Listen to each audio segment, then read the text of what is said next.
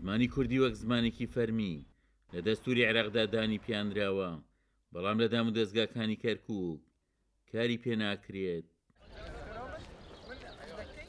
زانکۆ وەک ناوەندێکی ئەکادیمی بە دەرنیە لە پشتگوێخستنی زمانی کوردی و ئەوەش دەژێردرێتەوە بۆ نەبوونی پلانێکی استراتیژی بۆ جێبەجێکردنی دەستور لە عێراق. ئێمە وەکو پارێزگای کەرکووک تەماشاکەین نەتەوەی کوردمان هەیە، تورکمانمان هەیە، کلد و ئاشوورمان هەیە، عەرەبمان هەیە، بەڵام بەداخەوە تا ئێستاکە تەماشاکەین بە چاویشی نزمەوە تەماشای زمانی دایک هەندێ نەتەوە ئەکرێت. ڕاست ئێمە یاسای ژمارەی 7 لە 2014 کە دەرچووە زۆر بەڕاشکاوانە بایەخ و گرنگی بە زمانی دایکەدات. مافی هەموو نەتەوەیە کە بەپی ئەو یاسای ژمارە حوتە هاتووەکەوە دانیشتوانی ئەو شارەگە گروپێک بن کە خاوەنی زمانێکی تایبەتی خۆی بن، ئەو زمانە بتوانن زانکۆ دامەزرێنن، بتوانن کۆلێژ دامەزرێنن، فێرخوازەکانیان بتوانن، خوێندکارەکانیان بتوانن بە زمانی دایکی خۆیان بخوێنن، بنووسن، توێژینەوە بکەن.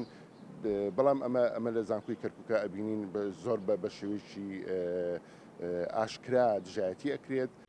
بەڕای چالاکوانێکیش کار نەکردن لەسەر بە سیستمکردنی خوێن بە زمانی دایک لە زانکۆکان وای کردووە ئایندەیەکی ناڕۆشن چاوەڕوانی خوێنی کوردی بێت لە کەرکووک.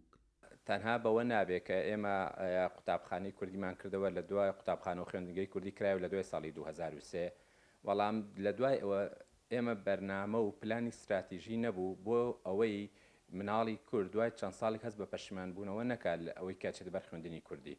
بۆ نمونە کاتێک ئەگەر تۆ قۆناغی ئامادەیی تەواو کرد لە قۆناغی زانکۆیە بەربەستی گەورت بۆ دروستە بێ.